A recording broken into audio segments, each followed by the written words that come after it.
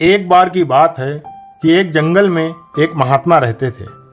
महात्मा जी सुबह शाम अपने शिष्यों को पढ़ाते लिखाते और बाकी समय आश्रम के कार्यों व अपने योगाभ्यास में व्यस्त रहते थे। खाने के लिए जंगल से कंदमूल फल शिष्य ले आते और नदी से पानी की व्यवस्था जुटा लेते थे। इस तरह महात्मा जी का जीवन बड़ी ही सुख शांति और आनंद में कट रहा था।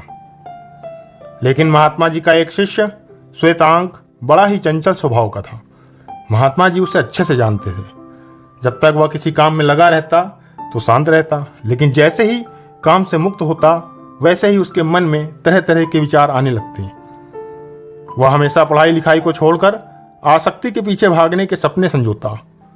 आखिर एक दिन उसने अपने मन की माया को महात्मा जी से कह सुनाई। शिष्य बोला, गुरुजी प्रणाम।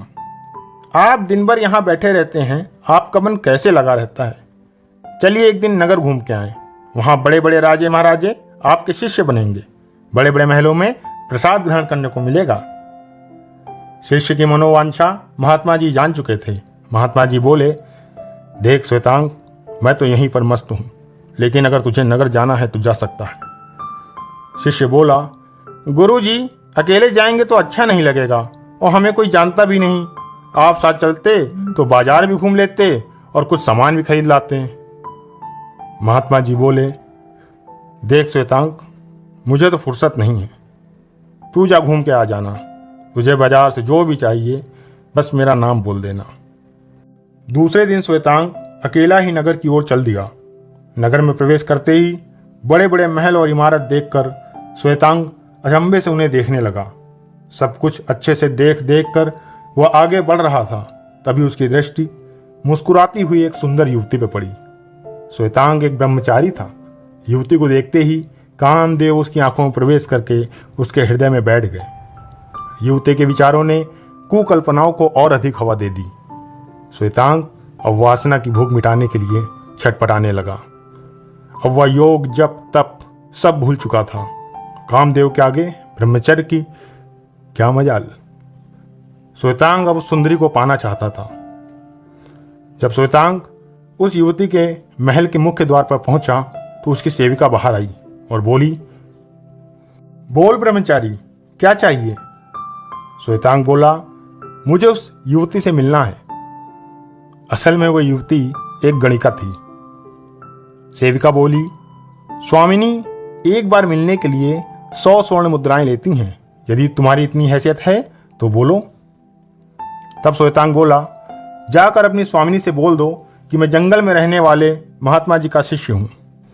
महात्मा जी का नाम सुनकर वह गणिका स्वयं बाहर आ गई और बोली, तुम मुझसे मिलने आए हो? क्या यह बात तुम्हारे गुरु को पता है? श्वेतांग बोला, नहीं, मैं नगर घूमने आया था, लेकिन मेरी दृष्टि अचानक आप पर पड़ गई और मुझे आपसे मिलने की इच्छा हुई।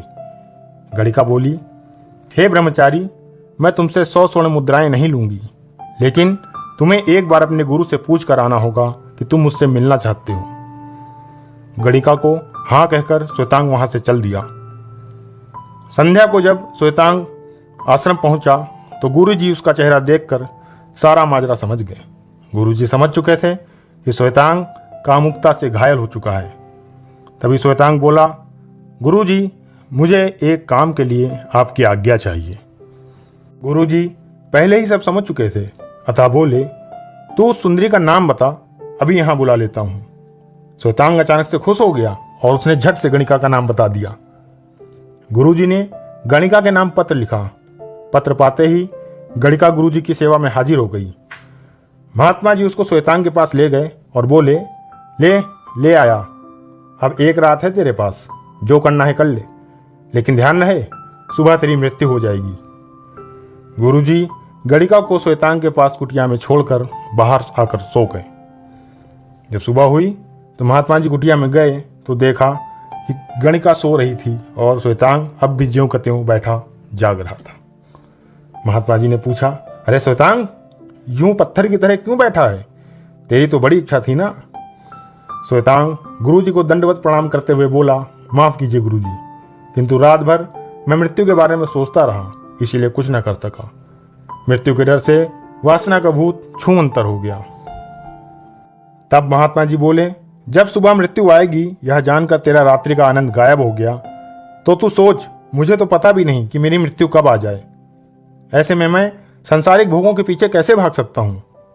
इसीलिए मैं अपना सारा समय योगाभ्यास और ध्यान में लगाता हूँ। शिष्य श्वेतांग को अब वास्तविकता समझ आ चुकी थी। अब वह भी पूरे मन से ज्ञानार्जन और योग अभ्यास में लग गया। दोस्तों, यह कहानी हमें शिक्षा देती है कि हर कार्य के लिए एक निश्चित समय होना चाहिए। इसीलिए जो समय के साथ चलते हैं वही सुखी रहते हैं। विद्यार्थी का जीवन एक तपस्वी का जीवन होना चाहिए। उसे सांसारिक भोग वासनाओं से यथासंभव दूर ही रहकर ब्रह्मचर्य पूर्वक शारीरिक और मानसिक रूप से मजबूत बनना चाहिए। इसी से एक विद्यार्थी का उत्थान है। धन्यवाद।